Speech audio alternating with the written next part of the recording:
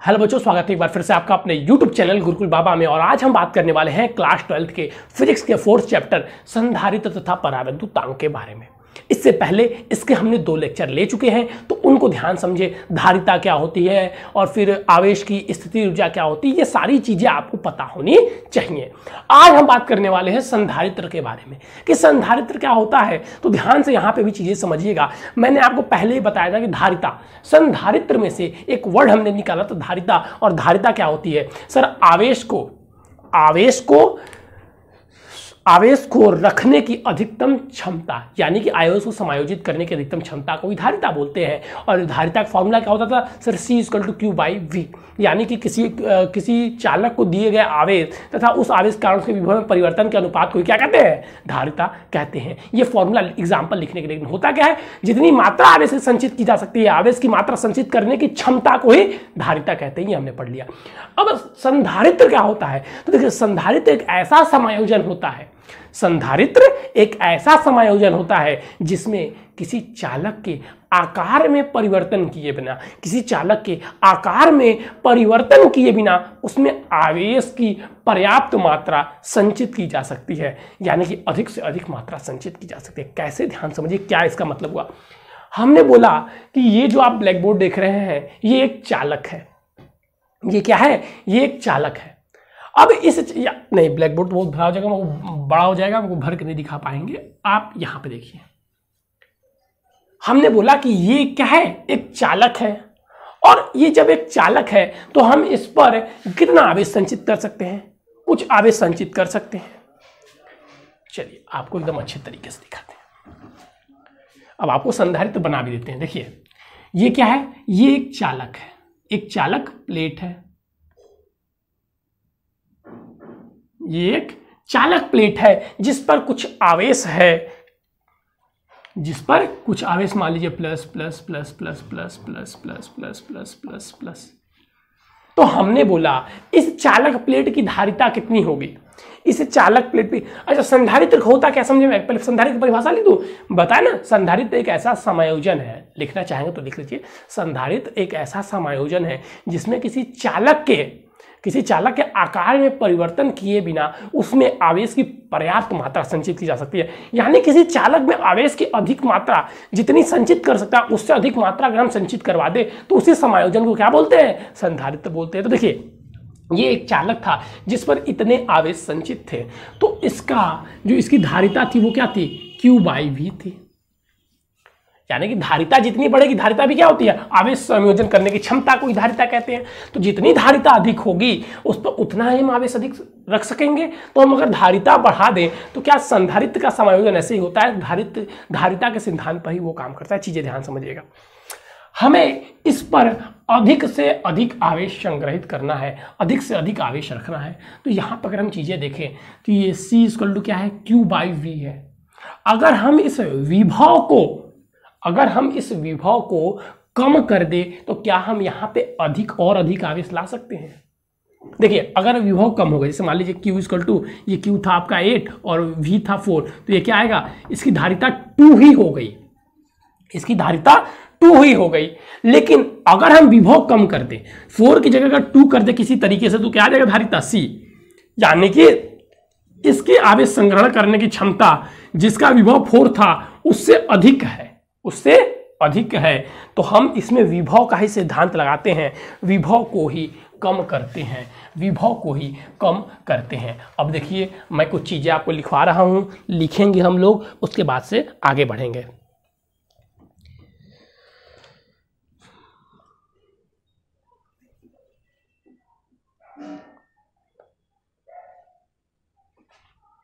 देखिए, एक आता है संधारित्र, कभी कभी लिखने के लिए जाता है। देखिए फिगर कैसे बनाएंगे और क्या क्या चीजें करेंगे समझिएगा। पहले लिखेंगे सिद्धांत, पहले संधारित्र के बारे में लिखें। संधारित्र होता क्या है? ठीक है, तो किसी संधारित्र एक ऐसा समायोजन है। भाई नोट्स आप लोग यहीं पे बनाया कीजिए, मैं लिखता हूं कि इसलिए आपके नोट्स बनाने के लिए ना। संधारित्र एक ऐसा समायोजन है जिसमें किसी चालक किसी चालक के आकार में परिवर्तन किए बिना, किसी चालक के आकार में परिवर्तन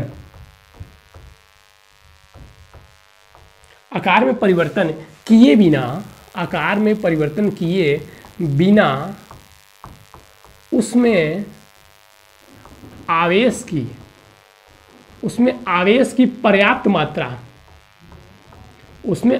की पर्याप्त मात्रा संचित की जा सकती है, संधारित्र कहलाता है। संचित की जा सकती है। संधारित्र क्या है? संधारित्र एक ऐसा संयोजन है, ऐसा मुझे लग रहा है गलत लिखा हुआ हूँ, देख लीजिएगा एक बार आप लोग, बहुत सारे गलत लिखे हैं, बस थोड़ा सा ये हटा दीजिए, ऐसा हो जा रहा है ना। ऐसा संयोजन है जिसमें किसी चालक के आकार में परिवर्तन किए बिना उसमें आवेश की पर्याप्त मात्रा संचित की जा सकती है, उसे क्या कहते हैं? उसे संधारित्र कहते हैं। अब ये किस सिद्धांत पर आधारित है? तो अभी मैंने आपको इसका सिद्धांत भी बताया था। जो सिद्धांत मैंने बताया था वही सिद्धांत मैं यहाँ पे लिखूंगा। इससे पहले मैं आपको यहाँ पे उसका फिगर बनाकर चीजें समझा देता हूँ। हमें क्या करना था? विभव कम करना था। ये देखिए, इसी को संधारित्र कहते हैं। एक प्लेट है जिस पर आवेश है प्लस, ठीक है, ये प्लेट था जिस पर आवेशित था प्लस, और फिर हमने एक अनावेशित प्लेट ला दिया, ठीक है। इसकी जो धारिता रही होगी वो रही होगी, इसकी धारिता क्या रही होगी? जो रही होगी वो रही होगी। मान लीजिए इसकी धारिता जो रही है C=Q/V। अब हमने एक यहाँ पे अनावेशित प्लेट ला दिया जिस पर कोई आवेश नहीं है। तो जब हम इस प्लेट को लाते हैं तो देखिए, इस प्लेस में आवेशित प्लेट नहीं है, लेकिन क्या इसके अंदर आवेश है कि नहीं है? बिल्कुल सर है, क्योंकि प्रत्येक पदार्थ किससे बन के बने होते हैं? प्रत्येक पदार्थ किससे बन के? अणु से। अणु किससे बना होता है? परमाणु से। परमाणु में क्या होते हैं सर? ये इलेक्ट्रॉन प्रोटॉन। तो इसमें इलेक्ट्रॉन प्रोटॉन तो मौजूद ही है। मैंने पहले चैप्टर में ये चीज़ समझाई थी, कूलाम के नियम वाले में ही। तो इसमें इलेक्ट्रॉन प्रोटॉन तो मौजूद है कि नहीं है? मौजूद है। ये आवेशित है या नहीं है वो अलग बात है, लेकिन इसमें इलेक्ट्रॉन प्रोटॉन है। अब क्योंकि देखिए, समान आवेश एक दूसरे को प्रतिकर्षण करते हैं, और विपरीत आवेश एक दूसरे को आकर्षण करते हैं। तो इसमें जो देखिए इलेक्ट्रॉन रहेंगे वो इधर खींच के आ जाएंगे, और जो प्रोटॉन रहेंगे वो इधर चले जाएंगे। आवेश दोनों है। अब इसके कारण होगा क्या? इसके कारण ये हो जाएगा कि इसका विभव कुछ घट जाएगा, या V' हो जाएगा। ये V' कम है किससे? ये V' कम है V से। अब हमने बोला कि हम क्या करते हैं ना, हम इसको पृथ्वी से जोड़ देते हैं। किसे जोड़ देते हैं? ऐसे लेके इसको ऐसे पृथ्वी से जोड़ देते हैं, ऐसे जोड़ देना पृथ्वी से। हमने इसको पृथ्वी से जोड़ दिया। अब जैसे ही हम इसको पृथ्वी से जोड़ेंगे, ये क्या हो जाएगा? सारा धनात्मक आवेश गायब। सारा धनात्मक आवेश पृथ्वी द्वारा गायब हो जाएगा। अब इसका विभव क्या हो जाएगा? अब इसका विभव V" हो जाएगा, यानी कि और कम हो जाएगा। और जिसका विभव जितना कम होता जाएगा, Q का मान उतना ही अधिक हो जाएगा। और यही है सिद्धांत किसका? संधारित्र का। यही है सिद्धांत किसका? यही है सिद्धांत बच्चों संधारित्र का। यही है सिद्धांत किसका सर? यही है सिद्धांत संधारित्र का। चीजें समझ में आ रही कि नहीं? अगर हम धारिता बढ़ जाती है हमारी, अगर धारिता बढ़ती है तो आवेश को संचित करने के ध्यान दीजिएगा, क्योंकि संधारित्र पूछता है, इसलिए इतने समझा के बार बार की पॉइंट को रिपीट कर रहा हूं। देखिए, धारिता अगर हमारी बढ़ जाए तो आवेश संचरित करने की क्षमता बढ़ जाएगी, और हमें धारिता बढ़ाने के लिए हम Q का मान बढ़ा सकते हैं। किसी बच्चे ने कहा कि धारिता बढ़ाने के लिए हम Q का मान बढ़ा सकते हैं। ठीक है, Q का मान बढ़ा सकते हैं, लेकिन हमें विभव जब घटेगा तभी हम Q का मान बढ़ा पाएंगे। Q का मान बढ़ाने के लिए हमें विभव को घटाना पड़ेगा ना। जैसे मान लीजिए किसी चालक की धारिता Q/V थी, तो अब इसकी धारिता तो इतनी ही रहेगी ना, इसकी धारिता तो अभी C तो ये रहेगा ही रहेगा। तो हमें आवेश की मात्रा बढ़ानी पड़ेगी। तो आवेश का मात्रा कैसे बढ़ा दे? इसमें Q दे, और Q देने के लिए हमें क्या करना पड़ेगा? आवेश देने के लिए हमें विभव को कम करना पड़ेगा, और विभव को कम करने के लिए हमें क्या करना पड़ेगा? एक अनावेशित प्लेट लेते आइए, लगा देंगे तो विभव घट जाएगा। और फिर अगर इसी प्लेट को पृथ्वी से जोड़ दे तो विभव और घट जाएगा, और इस प्रकार जो आवेश चालक की धारिता है वो बढ़ जाएगी। जो चालक की धारिता है वो क्या हो जाएगी? बढ़ जाएगी। अब देखिए इसी को लिखते कैसे हैं, सिद्धांत में इसी चीज को हम लिखेंगे। किसी थोड़ा सा इरेज कर दें।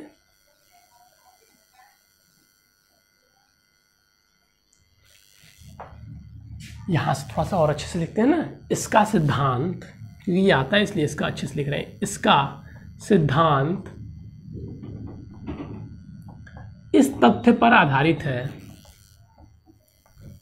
इसका सिद्धांत इस तथ्य पर आधारित है,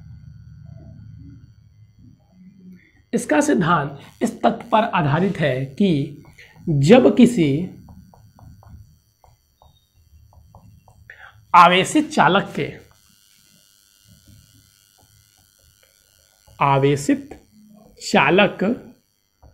के निकट अनावेशित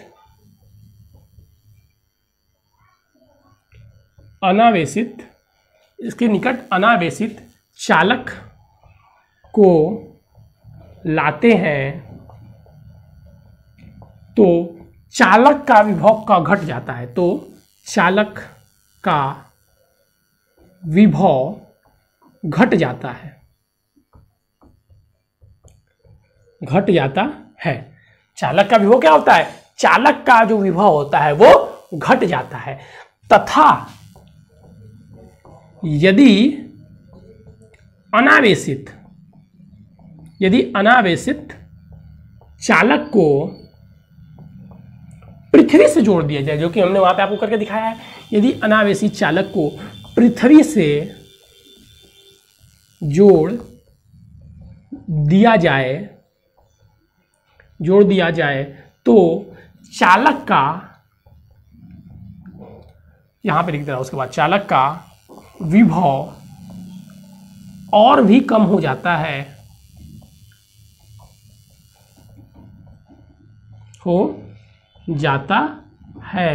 जिससे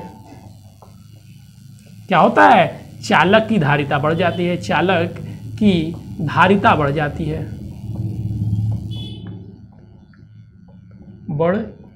है, जिससे क्या होता है, जिससे कि सर चालक की धारिता बढ़ जाती है।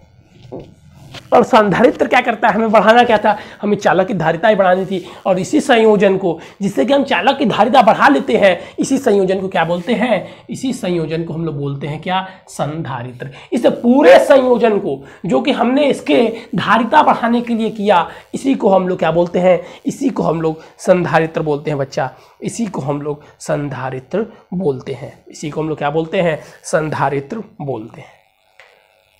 अब आपको और भी आगे जो चीजें पढ़नी है, बहुत कंसेप्चुअल चीजें हैं, यहां से कॉन्सेप्ट बनाते चलिएगा। धारिता, इसका सिद्धांत क्या है, मैंने बहुत समझाने का प्रयास किया, अगर विफल रहा हूं तो एक बार व्हाट्सएप से भी आप पूछ लीजिएगा, शायद वहां से समझाने का प्रयास करूं। लेकिन अगर वीडियो को फिर से देखिएगा, फिर समझा देता हूं कि संधारित्र कुछ नहीं होता है बच्चों। संधारित्र एक ऐसा समायोजन है जिसमें किसी चालक के आकार में परिवर्तन किए बिना, यानी कि हम चालक को बड़ा छोटा नहीं कर रहे हैं, चालक वही है, चालक के आकार में परिवर्तन किए बिना उस पे आवेश की पर्याप्त मात्रा संचित की जा सकती है, तो उस समायोजन को ही क्या कहते हैं, संधारित्र कहते हैं। इसका सिद्धांत क्या है, तो इसका सिद्धांत सर ये है कि जब किसी आवेशित चालक के निकट हम अनावेशित चालक को लाते हैं तो चालक का जो विभव होता है, आवेशित चालक का विभव जो होता है वो घट जाता है। तो आवेशित चालक का, तो चालक का विभव नहीं, यहाँ पे आवेशित लिख लीजिएगा, तो आवेशित जो चालक का विभव होता है, आवेशित चालक का विभव घट जाता है। तथा यदि अनावेशित चालक को पृथ्वी से जोड़ दिया जाए तो आवेशित चालक का विभव और भी घट जाता है, जिससे चालक की धारिता बढ़ जाती है। यही इसका क्या है, सिद्धांत है। इस सिद्धांत लिखने के बाद से अगर देखिए 2-4 नंबर में आया है तो बस इस फिगर को बना देंगे, चीज़ें कंप्लीट हो जाएंगी। या अब उसके बाद से लिखते हैं एक पॉइंट, अगर 4 नंबर में भी दिया हुआ है तो एक पॉइंट लिखेंगे संरचना। अब संरचना में कैसे लिखते हैं चीज़ें, इसको ध्यान दे दीजिए। एक प्लेट ए है जो आपने बताया, एक चालक प्लेट ए है जिस पर धन आवेश है। अब हम इस चालक प्लेट के निकट बी प्लेट को, एक अनावेशित प्लेट बी को लेकर आते हैं, जो इसमें लिखा वही लिखना है, बस नाम दे देकर, एक अनावेशित प्लेट बी को लेकर आते हैं। जैसे ही हम इस अनावेशित प्लेट बी को आवेशित चालक धनावेशित चालक ए के निकट लाते हैं तो अनावेशित चालक के धनात्मक तथा ऋणात्मक आवेश जो इसमें उपस्थित है, तो उनका ऋणात्मक आवेशित चालक प्लेट ए की ओर तथा धनावेशित आवेश उसके विपरीत दिशा में हो जाता है। और यह परिवर्तन किसके कारण होता है? यह परिवर्तन आवेशों के आकर्षण तथा प्रतिकर्षण बल के कारण होता है। उसके पश्चात हम आवेशित प्लेट को पृथ्वी के, बहुत लंबा हो जाएगा जो चीज मैं बोल रहा हूँ, समझ रहे, इतनी दूरी में आएगा, बस इस चीज को आपको लिखते जाना है। फिर हम क्या करते हैं, उस आवेशित अनावेशित चालक को पृथ्वी से जोड़ देते हैं, जिससे उस पर उपस्थित धन आवेश पृथ्वी से आने वाले इलेक्ट्रॉन के साथ नष्ट हो जाता है और चालक आवेशित चालक का विभव और घट जाता है, जिससे चालक की धारिता बढ़ जाती है। इसका संरचना में हो गया। और फिगर बना दीजिए, नंबर ले लीजिए, चले जाइए, नंबर ले लीजिए, चले जाइए। तो संरचना क्या करते हैं, यही चीज लिखते हैं। संरचना कोई नहीं पढ़ता है, एग्जामिनर भी आपका ये पढ़ेगा और फिर सिद्धांत पढ़ेगा। चलिए, अब हम जिस टॉपिक के बारे में बात करने वाले हैं वो संधारित्र से ही रिलेटेड है। इसकी धारिता जो बढ़ा घटा रहे हैं, तो अब हम धारिता की निर्भरता के बारे में बात कर रहे हैं। संधारित्र क्या था, कैसे था, इसका सिद्धांत क्या क्या था, ये सारी चीजें हमने आपको बता दी। अब यहाँ से हम फिर बात कर रहे हैं धारिता के बारे में कि धारिता किन किन चीजों पर निर्भर करती है। धारिता, या आप बात कर सकते हैं संधारित्र, धारिता किन चीजों पर निर्भर करती है, यानी कि क्या क्या चीजें हम घटाएं बढ़ाएं कि धारिता बढ़ जाए। धारिता की निर्भरता, धारिता यानी कि C की निर्भरता,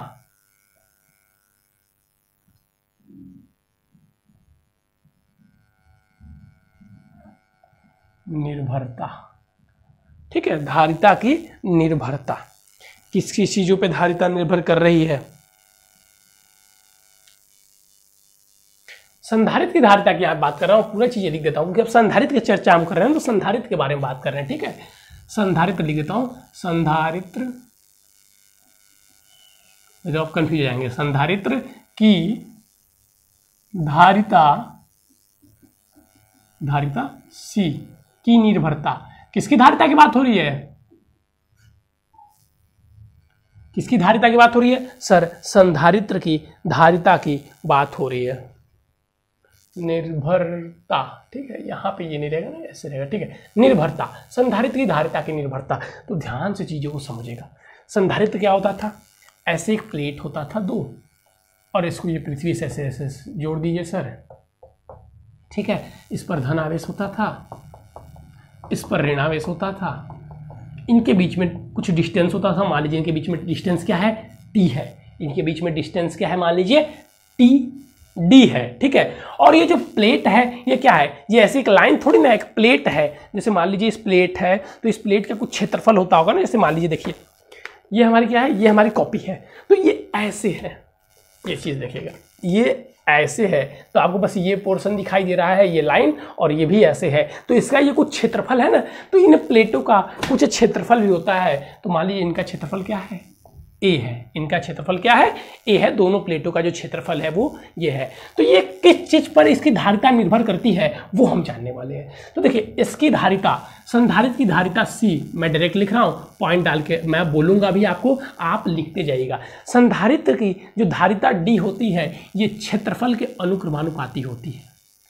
संधारित्र की धारिता D क्षेत्रफल के अनुक्रमानुपाती होती है, लिखते जाइएगा। संधारित्र की धारिता, पहले पॉइंट डालिएगा, लिखिएगा संधारित्र की धारिता D क्षेत्रफल के अनुक्रमानुपाती होती है।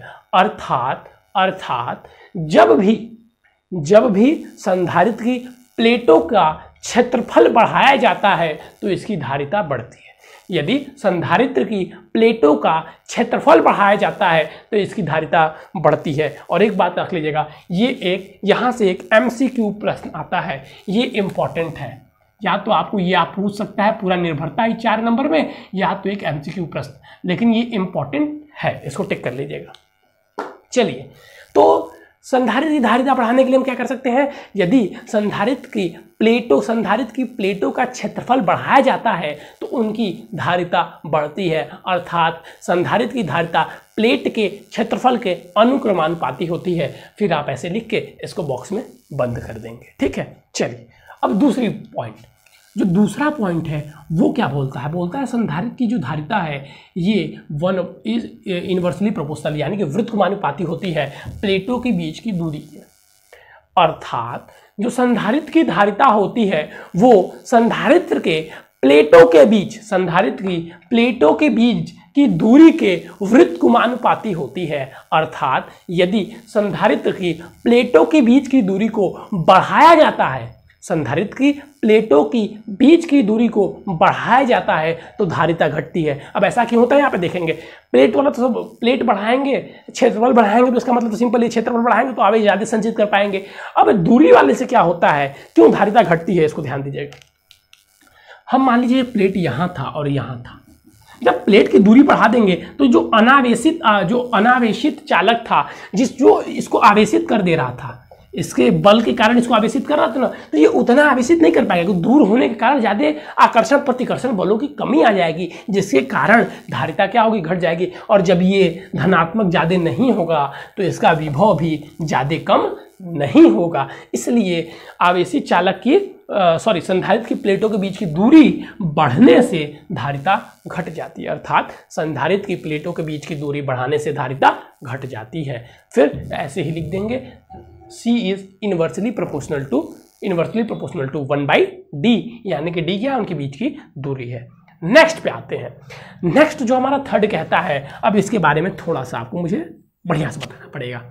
जो C होता है वो inversely directly proportional to K होता है, और यहाँ पे K जो होता है वो क्या होता है, परावैद्युतांक।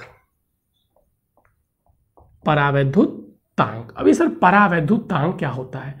परावैद्युतांक को अगर हम लोग एक शब्द में अगर बोला जाए, इसको कैसे परिभाषित कर सकते हैं, तो परावैद्युतांक को एक शब्द में हम लोग बोल सकते हैं अधातु।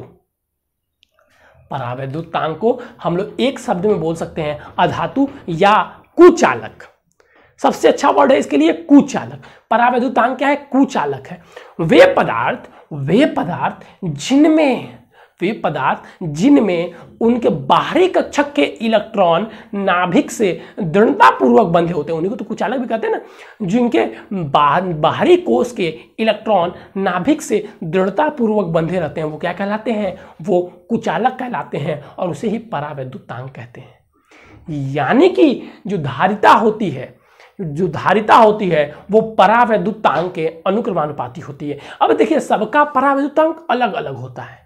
सबका परावैद्युतांक क्या होता है? कोई बहुत ज्यादा कुचालक होती है, कुछ निम्न कुचालक होती है, कुछ अर्ध कुचालक होती है। तो ये बोल रहा है कि परावैद्युतांक जितनी अच्छी होगी परावैद्युतांक, जितना खराब बैड कंडक्टर होगा उतना ही धारिता अधिक होगी। अब क्यों, इसकी चर्चा हम इसके आगे ही करने वाले हैं। पहले आपको बस इतना समझना होगा कि वो जो परावैद्युतांक के जो परावैद्युतांक डालते कहाँ है, तो प्लेट के बीच में। परावैद्युतांक होता कहाँ है? तो अभी इसके पहले क्या था? वायु था। तो वायु परावैद्युतांक कुछ नहीं है, लेकिन अगर इसके बीच हम परावैद्युतांक डाल दें, यानी कि K डाल दें, तो K इसके प्लेट के बीच K डालने से भी इसकी धारिता बढ़ जाती है। अर्थात यदि संधारित्र की, पहले क्या लिखेंगे, जो धारिता होती है वो प्लेटों के बीच के परावैद्युतांक के अनुक्रमानुपाती होती है। अर्थात संधारित्र के प्लेटों के बीच जितना अच्छा परावैद्युतांक डाला जाता है उसकी धारिता उतनी ही बढ़ती है। अब हमने जो वर्ड यहां से पढ़ा ना, परावैद्युतांक, अब यहीं से आगे की चर्चाएं शुरू होंगी। तो ये 3 पॉइंट नोट कर लीजिएगा कि संधारित्र की धारिता किन किन चीजों पर निर्भर करती है। चलिए, इतनी चीजें अगर आपको समझ में आ गई तो हम आगे बढ़ेंगे।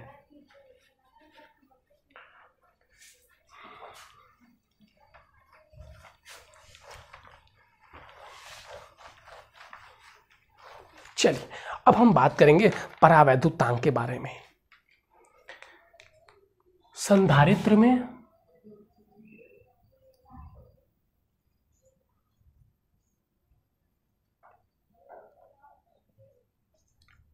परावैद्युतांक का कार्य, कि संधारित्र में जो परावैद्युतांक होता है उसका कार्य क्या होता है, या परावैद्युतांक का ध्रुवण इंपॉर्टेंट है। परावैद्युतांक का ध्रुवण, भाई साहब बहुत इंपॉर्टेंट पॉइंट आपके सामने लिखा हुआ है। 2 चीजें आपसे पूछ सकता है, या आवेशों का संग्रहण भी इसे बोलते हैं, आवेशों का संग्रहण भी बोल सकते हैं। और बहुत इंपॉर्टेंट पॉइंट है, मैं लिख दे रहा हूं कि 1000% इंपॉर्टेंट है। मैं बता रहा हूँ जिस चीज़ में मैं इस चैप्टर का टेस्ट लूंगा ना, उसमें अगर ये प्रश्न आया तो मुझसे कहना, क्योंकि भाई ये उतना इंपॉर्टेंट है ही, बहुत इंपॉर्टेंट है परावैद्युतांक का घूर्णन। अब देखिए संधारित्र में जो परावैद्युतांक का कार्य क्या होता है, हम उसी चीज़ को यहाँ पे आपको समझाएंगे कि आखिर उसका कार्य होता क्या है। देखिए हमने यहाँ पे दिया एक प्लेट, चीज़ों को ध्यान समझिएगा। ये था प्लेट, संधारित्र क्या होती हैं सर, दो प्लेट ले लीजिए,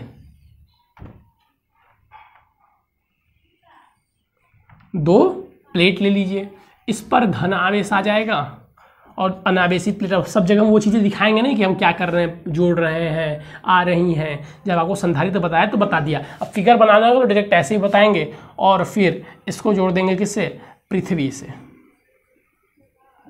ये संधारित्र आपका यहीं पर बन के तैयार हो जाता है। बस इससे ज़्यादा कलाकृति करने की आपको आवश्यकता नहीं है, बस बहुत करेंगे तो यहाँ पे लिख दीजिए इसके बीच की दूरी d और प्लेटों का क्षेत्रफल a, आप वहाँ पर ही लिख सकते हैं। अब बहुत करेंगे तो इसको a और b नाम दे दीजिए, ये a और b इसको नाम दे दीजिए। चीज़ों को बच्चा एक बार मैं फिर से बोल रहा हूँ, ध्यान से देखिएगा। यहाँ पर परावैद्युतांक का कार्य क्या होता है समझिएगा। यहाँ पर कुछ वैद्युत क्षेत्र है, वैद्युत क्षेत्र है, बिल्कुल है सर, धनात्मक से ऋणात्मक की ओर है, बहुत बढ़िया। तो यहां पर एक वैद्युत क्षेत्र है, इसको ब्लैक से करते हैं। यहां पर एक वैद्युत क्षेत्र है और हमने बोला कि अब हम इसके बीच क्या डालते हैं, परावैद्युतांक डाल देते हैं। तो देखिए हमने प्लेटों के बीच डाल दिया परावैद्युतांक।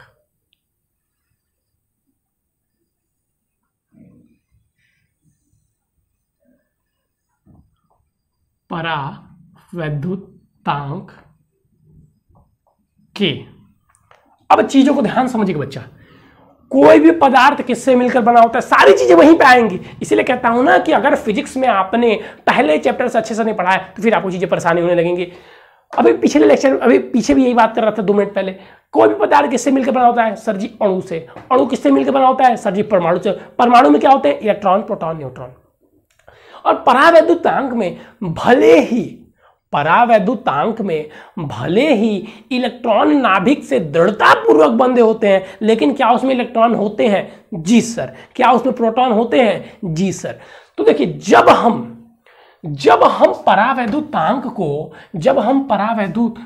को इसके बीच रखते हैं ना, प्लेटों के बीच रखते हैं, तो फिर वही सारी चीजें होती हैं जो इससे पहले अनावेशित प्लेट को रखने पे हो रही थी। जो धनात्मक आवेश है वो ऋणात्मक आवेश को अपनी ओर क्या करता है, वो अपनी ओर आकर्षित करता है और ऋणात्मक आवेश अपनी ओर। तो ये एकक अणु है, सॉरी एकक क्या है, परमाणु है। ये परमाणु अलग नहीं हो रहा है। जैसे ये न्यूक्लियस मान लीजिए सोडियम बोल रहा हूँ मैं, जैसे मान लीजिए क्लोरीन है, या मान लीजिए कोई भी तत्व है जो आप लेना चाहे, कार्बन है, जो लेना चाहे ले लीजिए, बस कुछ चीज़ों को समझिए। इसमें इलेक्ट्रॉन होंगे और इसमें प्रोटॉन भी होगा। तो ये इलेक्ट्रॉन प्रोटॉन है, ये पूरा एक क्या है, एटम है, यानी कि परमाणु है।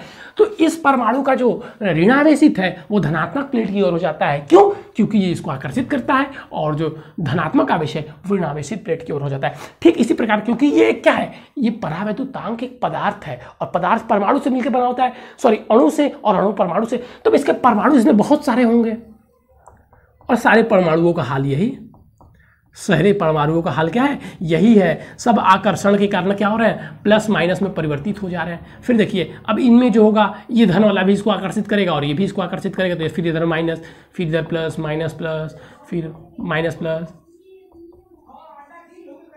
माइनस प्लस, फिर यहाँ पे क्या हो जाएगा, plus minus, minus plus, minus plus, minus plus, minus plus. अर्थात अगर अब आप पढ़ के आए होंगे चैप्टर 1 में वैद्युत द्विध्रुव,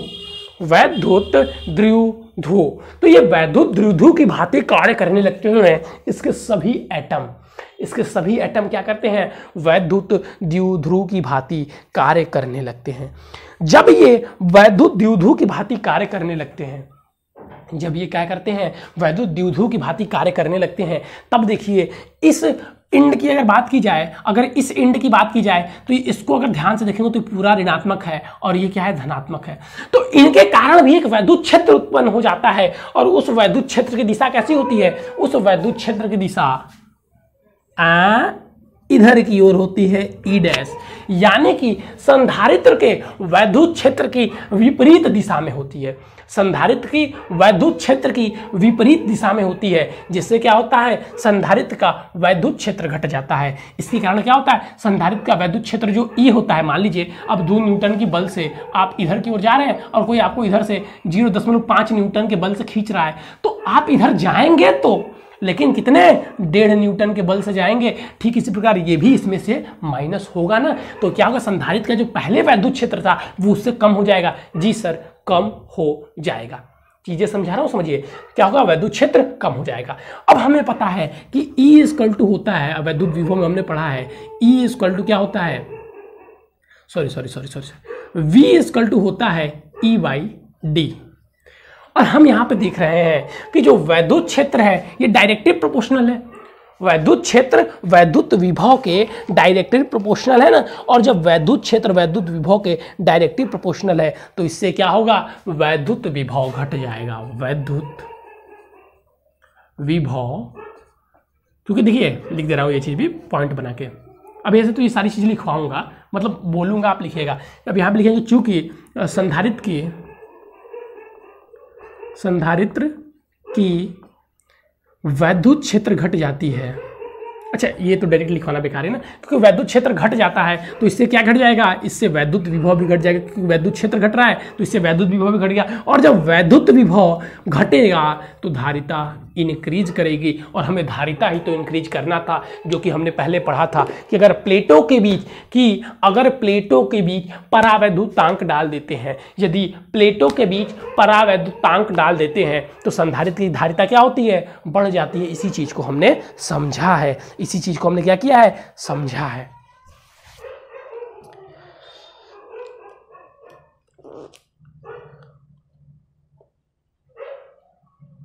देखिए अब आप लिखेंगे, अगर आपसे पूछे परावैद्युतांक का ध्रुवण या संधारित्र का परावैद्युतांक का कार्य पूछे, तो जो चीजें मैंने समझाया है वही लिखेंगे। और मैं बोल रहा हूं, अब आप लिखना स्टार्ट करेंगे शब्दों में, क्योंकि मैं अब लिखूंगा तो लंबा चीजें चाहेंगे ना, लिखने वाली चीजें मैं बोल देता हूं, आप लिख लीजिए, नोट्स बनाते चलिए। देखिए क्या होता है, कोई भी पदार्थ, लिखना यहीं से स्टार्ट करेंगे, कोई भी पदार्थ अणुओं से मिलकर बना होता है तथा अणु परमाणु से मिलकर बने होते हैं, और सभी परमाणु में इलेक्ट्रॉन तथा प्रोटॉन होते हैं। इलेक्ट्रॉन नाभिक में होता है तथा प्रोटॉन नाभिक में होता है तथा इलेक्ट्रॉन नाभिक के चारों ओर घूमता रहता है।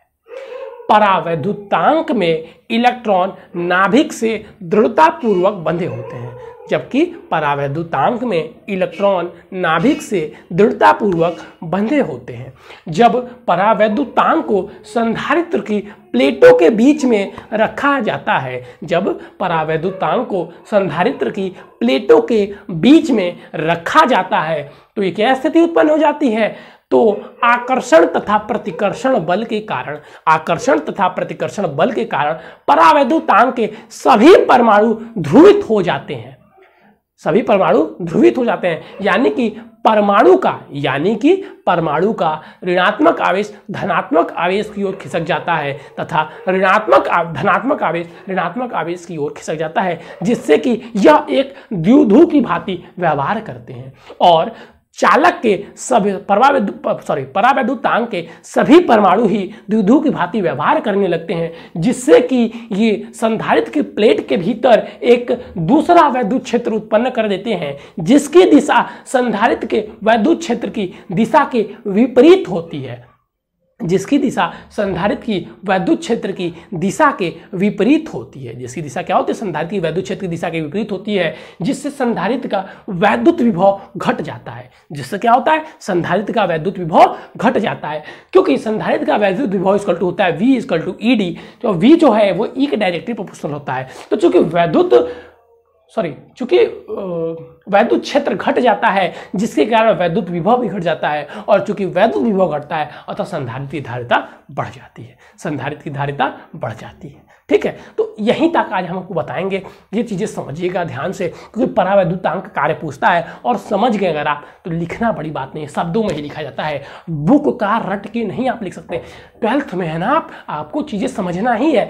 आप अभी रट लेंगे कल भूल जाएंगे, परसों रट लेंगे, अब रट नहीं सकते। देखिए कितना बड़ा है इसको, कितना रटेंगे, संभव ही नहीं है। तो समझेंगे और फिर अगर 2 नंबर में पूछेगा तो जो पदार्थ था, जो परमाणु था, इनको नहीं बताएंगे, छोटा सा लिखेंगे, नंबर के हिसाब से लिखते हैं चीजें, नंबर के हिसाब से लिखते हैं। जैसे मान लीजिए जिसको हम 2 नंबर में दिया रहा था, तो हम ये नहीं लिखते कि सभी पदार्थ परमाणु से, अणु से मिलकर बना होते हैं और अणु परमाणु से मिलकर बने होते हैं और परमाणु में इलेक्ट्रॉन प्रोटॉन न्यूट्रॉन, क्योंकि ये चीज एग्जामिनर को पता है, ये बताने की जरूरत आपको नहीं है। हम डायरेक्ट टॉपिक पे आ जाएंगे कि जब संधारित्र को, जब परावैद्युतांक को संधारित्र की प्लेटों के बीच में रखा जाता है तो संधारित्र में उपस्थित परमाणु, उनमें जो इलेक्ट्रॉन तथा जो प्रोटॉन होते हैं वो संधारित्र की प्लेटों के साथ आकर्षण तथा प्रतिकर्षण बल का अनुभव करते हैं, जिससे कि परावैद्युतांक प्रत्येक परमाणु एक द्विध्रुव की भांति व्यवहार करने लगते हैं, जिससे कि संधारित्र की प्लेटों के बीच एक दूसरा वैद्युत क्षेत्र उत्पन्न हो जाता है। इसके कारण संधारित्र का वैद्युत क्षेत्र, संधारित्र का कुल वैद्युत क्षेत्र घट जाता है, जैसे कि वैद्युत विभव घट जाता है और धारिता बढ़ जाती है। ये छोटे के लिए हो गया, और बड़ा लिखना रहेगा तो बड़ा ऐसे लिखेंगे। तो यही चीज़ें आपको समझना है, ठीक है। तो चलिए बच्चों, आज के लिए बस इतना ही। और अगर आप हमारे चैनल पर नए हैं तो चैनल को सब्सक्राइब कर लीजिएगा, वीडियो को लाइक कर लीजिएगा और डिस्क्रिप्शन में एक व्हाट्सअप नंबर दिया होगा, उससे भी जुड़ जाएगा। थैंक यू बच्चों, हैव अ नाइस डे।